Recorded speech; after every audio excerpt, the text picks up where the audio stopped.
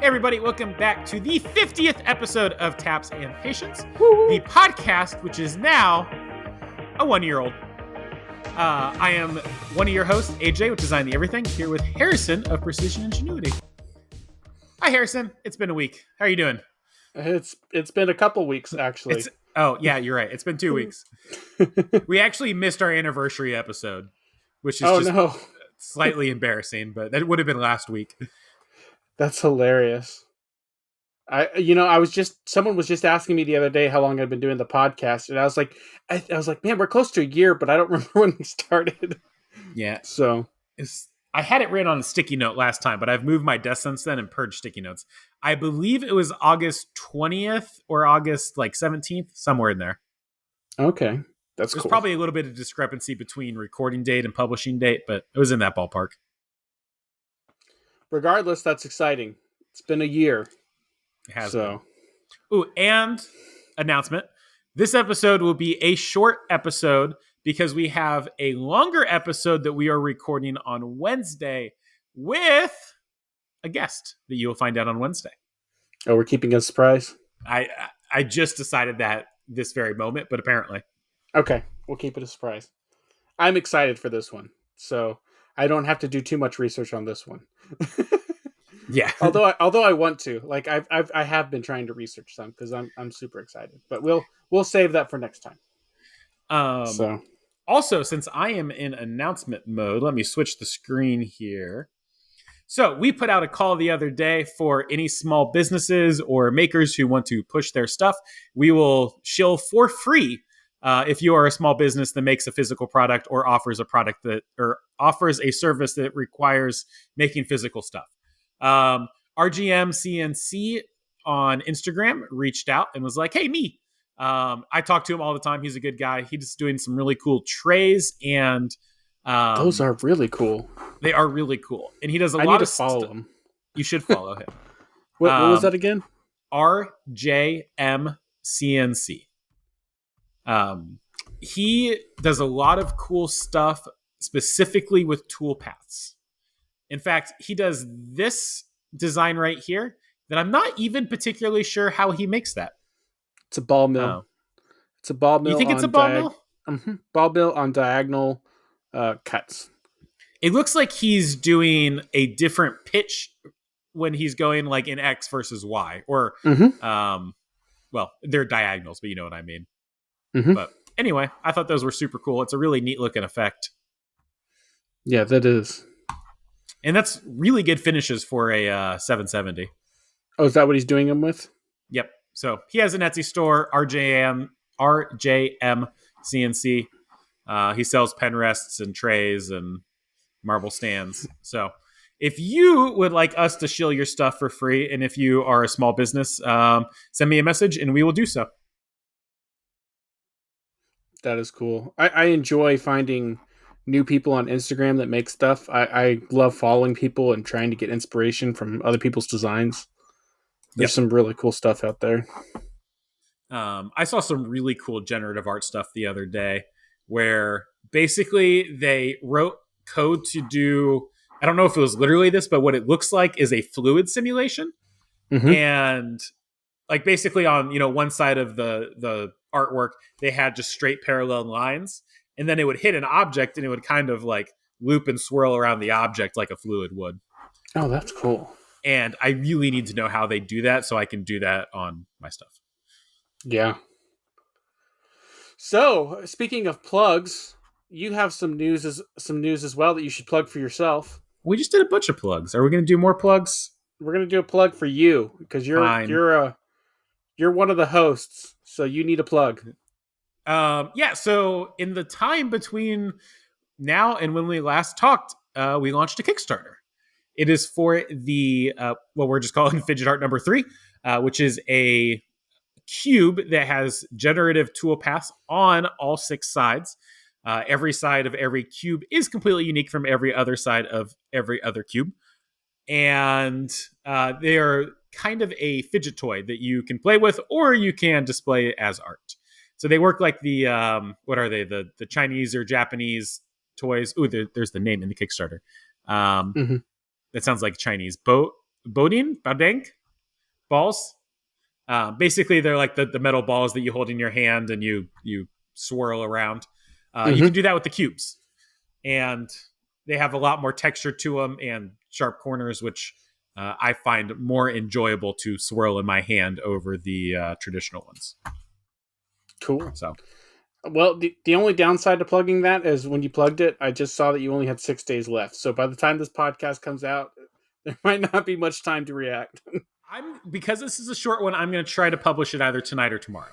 So, Okay, um, yeah. that's fair. Anyway, that's going fairly well. We weren't super sure how well this one would do. In the past, when we have done the generative art designs, we have capped them off at either 100 or 50 units. This one, we have like the first 50 people get a signed serial numbered card, but we are going to continue selling past that first 50, and they just get the same thing but with no card. Cool. That's cool. So, what else is going on in your world? We finally finished fulfilling the Not So Tactical Kickstarter.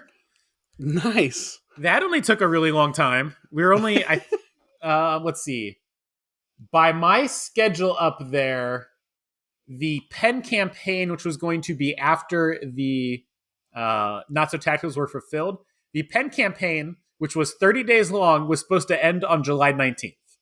Wait, did you do a Uh, Kickstarter for the pins? No, Oh, that's what I'm saying. Let's that's see. So, are you still planning on doing a pin Kickstarter? Yes and no. We're going to push it back one. Okay. June 6th. That is when we had the Not So Tacticals marked as completed on our calendar. Or is when we were hoping to. That was the projected completion date. And now it's almost September. So that was a problem. Yeah. So walk me through this. Like, I feel like when you said it was going to be done to now that I've at least been following it, it's been over a month. And like, since you had like 80 left and you're supposed to be done, and then if you're just now finishing, there's obviously been some stuff that's happened between now and then. Yeah. Like I don't need a full rundown of like everything that's happened, but like, what's the biggest contributors? So a couple things. The biggest contributor is the first process I had in place was not reliable and it sucked. And I spent far too long trying to make it work. That was when I was doing the full big sheets that could do 28 carabiners at a time. And I was counting on being able to get a long night run with those. Okay. By my math, the machine only needed to run for like 3 weeks to get all the carabiners done. And that obviously didn't happen because we had to go to the smaller pallets because we were getting too much of that material warpage where the material is literally like bending 90 degrees and sticking 8 inches up off the pallet. So we wasted a bunch of time with that, and then also in the process of switching to a smaller pallet, we ended up with a shorter night run. And we went much more conservative on a lot of speeds and feeds and stuff to get better finishes and more reliable processes. So basically, not only did we lose 6 hours of running overnight, we also got half as much done in that 6 hours, plus, the day runs. So that was a big part of it. And then we also, in that, redesigned the Not For Climbing carabiner. And instead of those taking 14 minutes, they now take about an hour. And per carabiner? Per carabiner. Oh, wow. Yeah, both the Not So Tacticals and the Not For Climbings take about an hour. The Not For Climbings have a lot more material removal. The Not So Tacticals have drilling and tapping and stuff. So do you see any way to speed that back up? Because obviously you had it working at 14 minutes. So although they were laser cuts. So that was the laser cut blanks, and we were only cutting out the middle, and they were thinner. Okay. So now that we're like in a regular rhythm and not just flat out on everything all the time, it's actually really not hard for us to keep up with sales. Okay. So even if we were to double or triple, it'd be fine. No, man, I need a second spindle still. And so, okay, that was the first thing, or the first couple things. I lost track of how many I said. The second thing is we figured out how to get sales on Shopify. And so now, in addition to making the carabiners that we needed for the Kickstarter, we were also all of a sudden needing, I don't know, 20, 30, 40 carabiners a week for our online store. Maybe it's not even that much. Maybe it was only like 20, but the working in between, like switching back and forth and, figuring out what we need when was just not something that we were really set up to handle. We didn't really have good systems in place. And then also we had trouble powder coating. And we were scrapping a lot of carabiners, we were able to rework them. If you screw up powder coating, you throw them in some goop. The next day you pick them up, you scrape off the powder coat, and you can recoat them. But we just spent a lot of wasted time getting our settings dialed back in, and I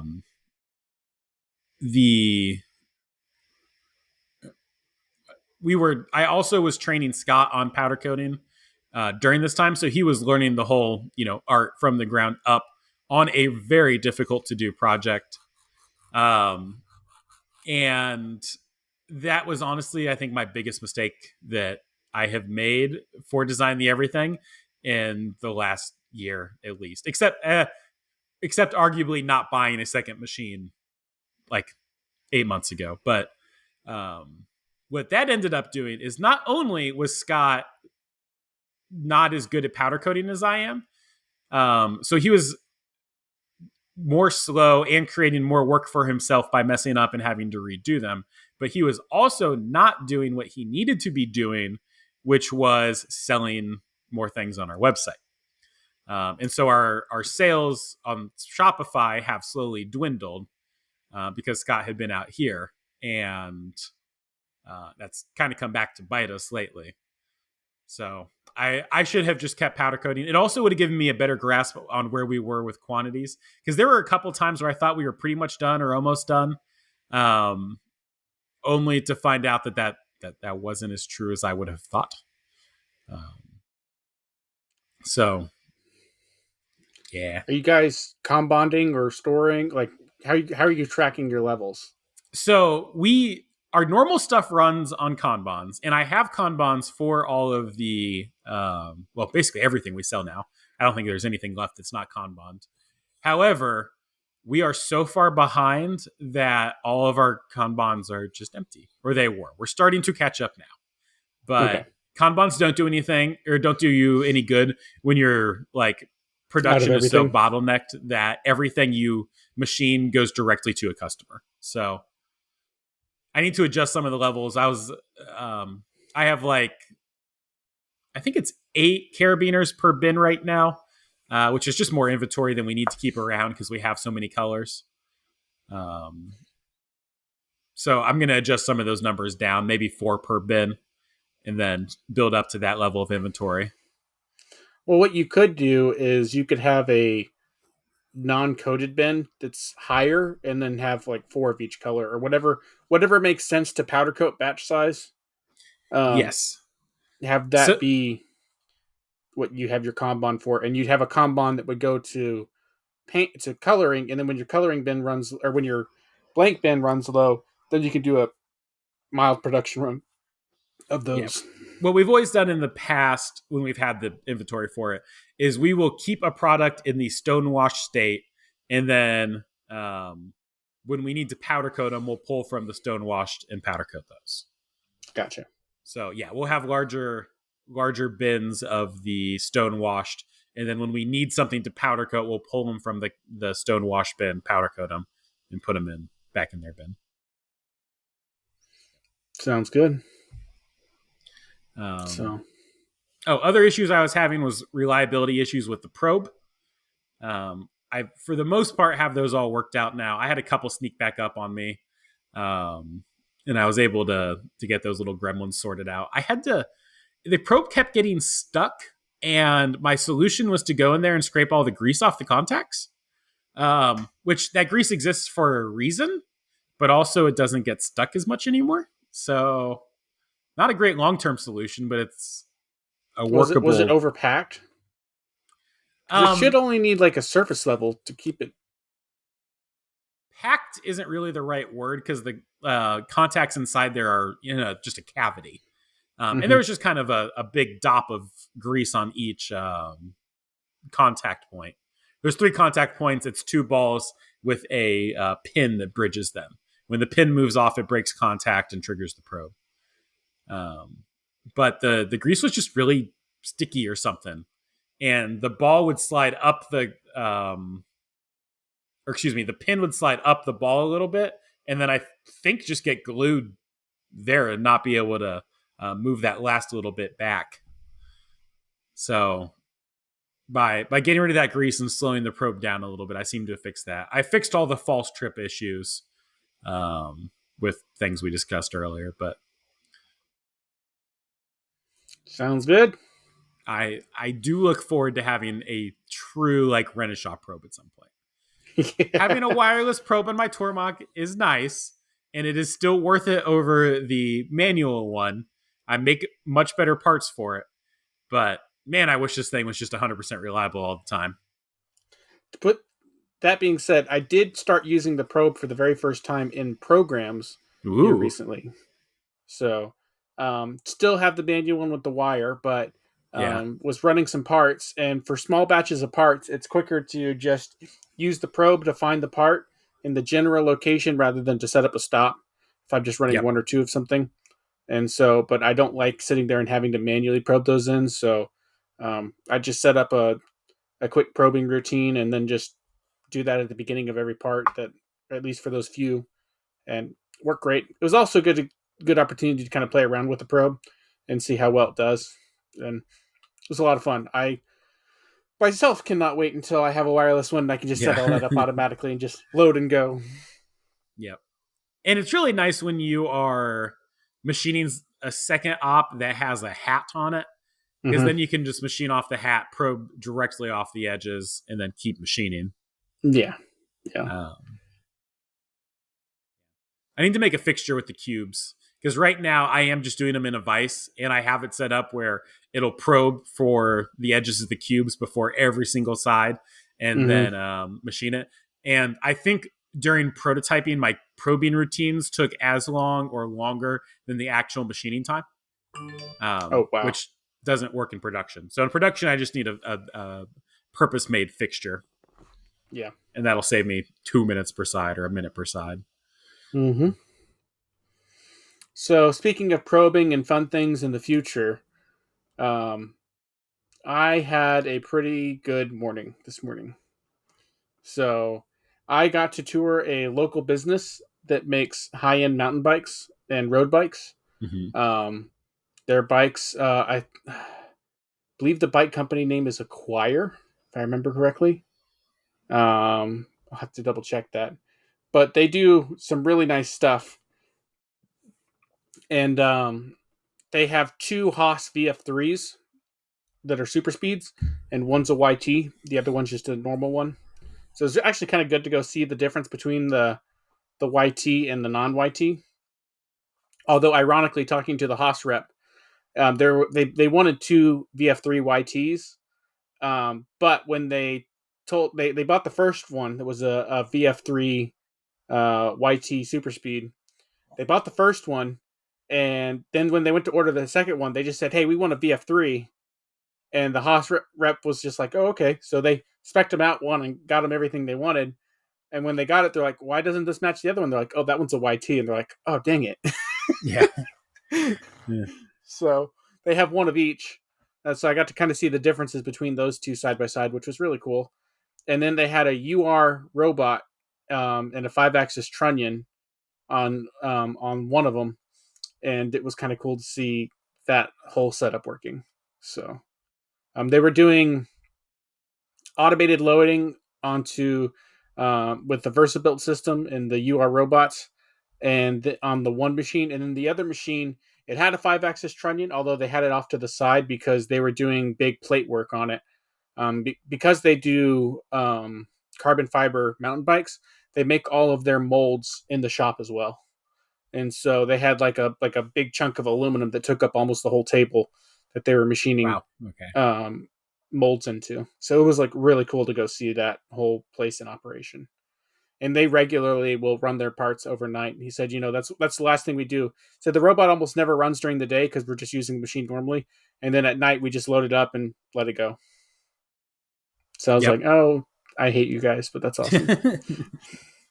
So it was pretty cool. They had another robot in there that was like a massive like ABB robot. Mm-hmm. That was like big enough to like move your car, and they were using that to sand the bike frames when they were completed or like in process sanding. It was That's like cool. and it was like in the middle of the shop and like the biggest thing. And they're like we went from like 5 people sanding to like that one robot, and they like figured up like how much labor they were spending in sanding of the carbon fiber, and they basically paid for that robot in 1 year. Gosh. Does it just have like a random orbit sander on the end? How does it?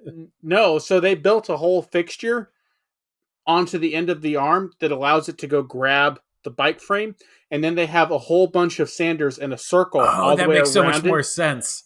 And so they can move it between all these different sanding zones to like get to all the nooks and crannies of it. And then they just have this big thing with like a bike on the end of it that they're just flipping around and doing all this crazy stuff with to get to sand all the edges and everything. And then when they're done, I think they do still have people come and like do the finish sanding, because Mm-hmm. there's still going to be some small areas that it didn't quite get, or just to make sure everything's blended good, but not nearly what it was. And then Interesting. they have like a pallet system for bikes that the robot will go set up. Like it has like a row of done and like a row of needs to be done, and it'll like go. And it says they said it can do a bike frame in, I think it was like 15 minutes or something. But it was crazy seeing that thing whip around really fast with the bike frame on Yeah. the end, and it's just like so that was pretty cool. That's cool. Um, but one thing that was interesting though is they went away from anodizing and they're going to Cerakote. Um, Interesting. and they said the reason they're doing that is because they can't find any anodizers. The anodizers aren't consistent from batch to batch, and um, they want to be able to control it in house. And Cerakote was the best method, so they're switching over to Cerakote. Interesting. So and I also got to see a lot of their aluminum parts, and it was pretty wild. I thought the parts coming off the machine needed a little more cleanup off the machine, Uh-huh. but they were tumbling them, and then they were sandblasting them, and then they were Cerakoting them, and they looked really good when they were done. And I was Yeah. amazed at how much of it like they could get away with some of the different blend zones after doing all of that. It's like my stainless pry bars. I don't deburr them at all. Not on the machine. I just put them in the tumbler and they tumble for a while and they come out, perfectly fine. Yeah, so I was kind of it was kind of cool to see that aspect of it. Like I couldn't get away with that in the job shop space like ever. Yeah. But for like a product, it was like, oh man, that makes it a lot easier. But another thing that was kind of cool that they're talking about is they got the super speeds, they got the 15,000 RPM spindle, but they said, the majority of our parts, they're 30 minutes to an hour per part run on a lot of them because they're pretty complex, even though they're small. Mm-hmm. And they said it doesn't really matter. They're like, we're not producing stuff in a high enough volume, and with the machine running parts overnight, like, who cares? Who cares? Yeah. And so, like, they're not really pushing their stuff. Like while we were there, they didn't even really run their mills that often, just because they weren't like they were keeping up with demand just fine. So, like, they run them at night, but they don't really run them very much during the day. Yep.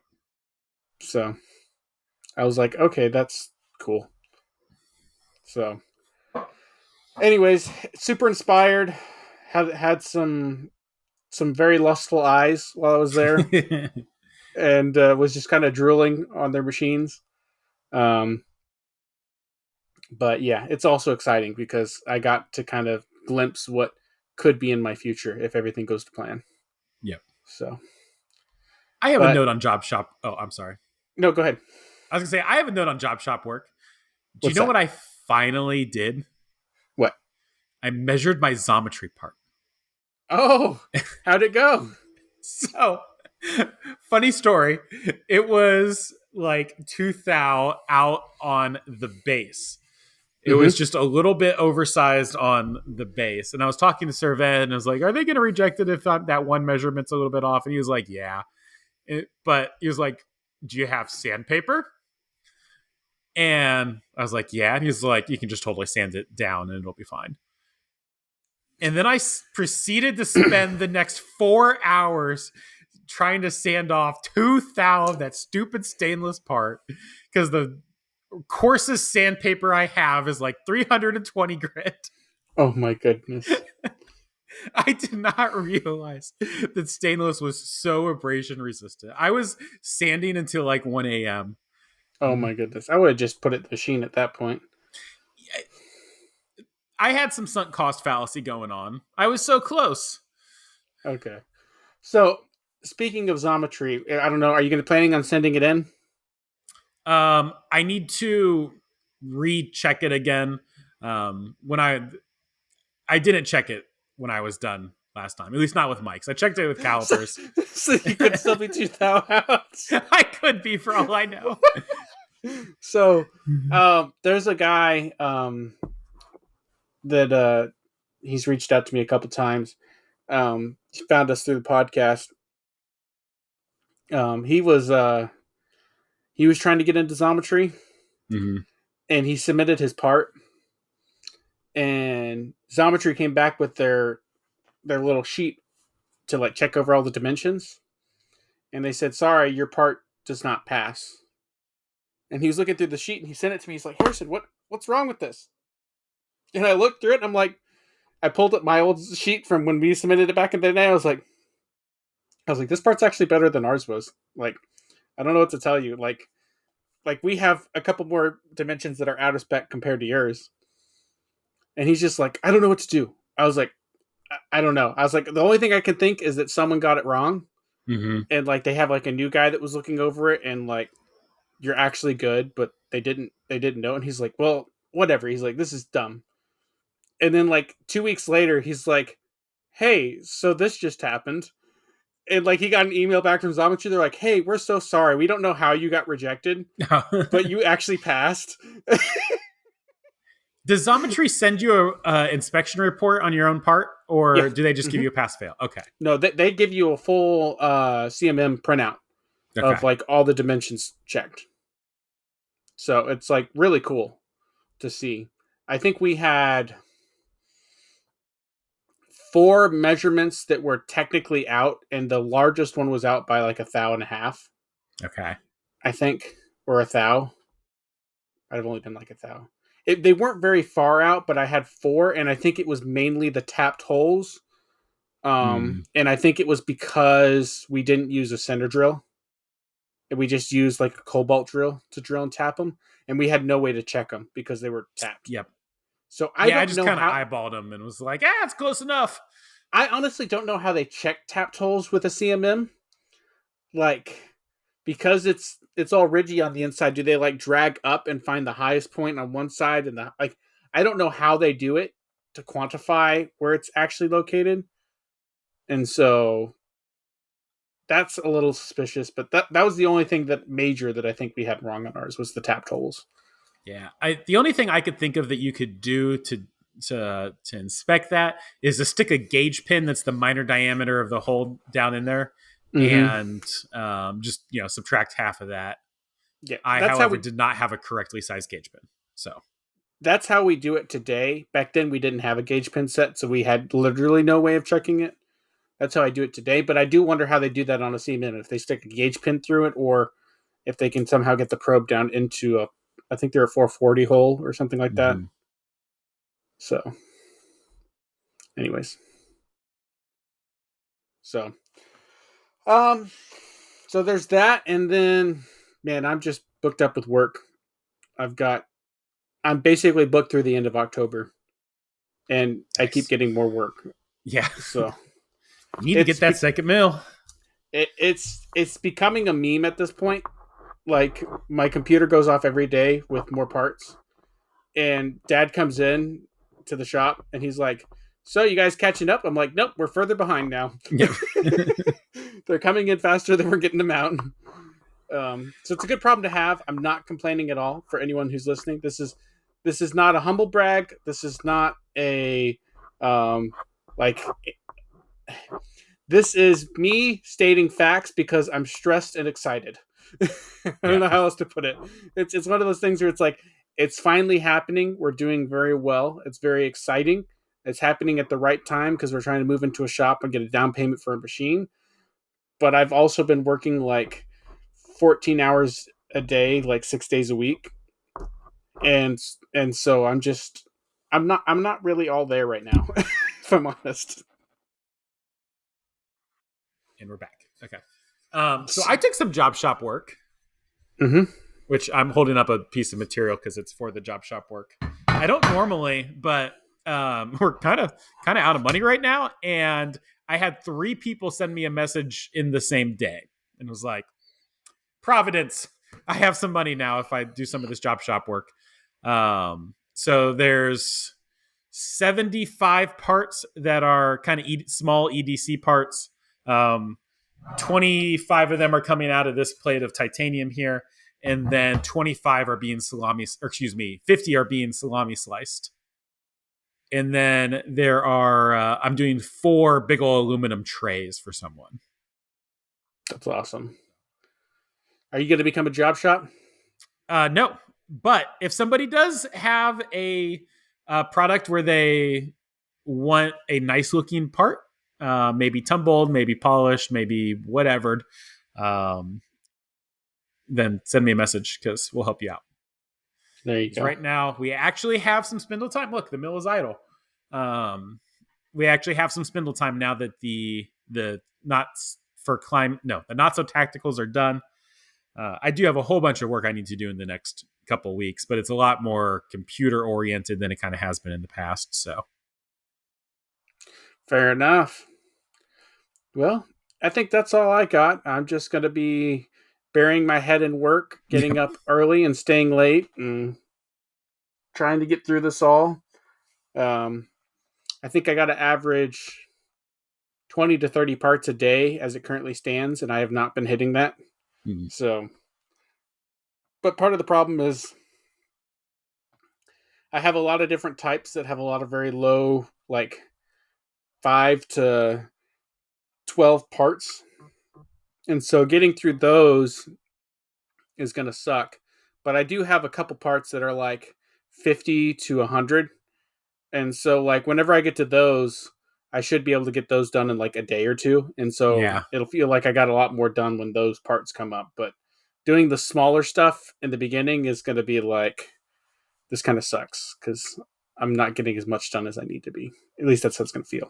I can't even imagine how you're keeping track of like the cam and the parts numbers and keeping track of which part is which and yada, yada, yada, yada. We got a lot of systems in place for all that kind of stuff. Although we are looking in, and I think I just remembered this. I think we're going to be having a video conference with the guys that do. It's the one Servin has his ERP ProShop. Nice. ProShop. So we should be having a meeting with those guys in the near future. I don't remember if it's this week or next week. Just have like an online meeting with them to kind of talk about ProShops, its benefits, and if they can separate me from my money to get it. So to that line of being organized and keeping track of things, I finally took the time to improve my process bins for the different products we have. So you can kind of see that blue one right there behind us. That's for the carabiners. All of my process bins now have a laminated setup sheet, which includes a list of the tools that you need for the job and how the material should look when it's set up in the machine. And also, I have started storing tools with the process bin. So before I had them all kind of in a drawer, and you just have to try to find the right one in the drawer and, hope it was set up and yada, yada. Now the tools just live with it's set up in their tool holders, live in the process bins. So that's been a very nice little improvement. Good deal. Well, I think that makes it the end. So, as I collect my thoughts, let's see here. So yeah, guys, thanks for hanging out and listening with us. This has been kind of a short one, or we've been trying to keep it a little short because we got another one coming up later this week, as AJ mentioned at the beginning of this whole shebang. But sorry for the delay, and we're going to try to make up a week by giving you 2. So please stick around for next time. It's going to be an awesome guest that's coming onto the podcast, and I won't spoil it, but I'm super excited, and I know AJ is as well. So please like and subscribe and tell all your friends. And this is Harrison with Precision Ingenuity, signing out with AJ from Design the Everything. It's Dylan. Bye.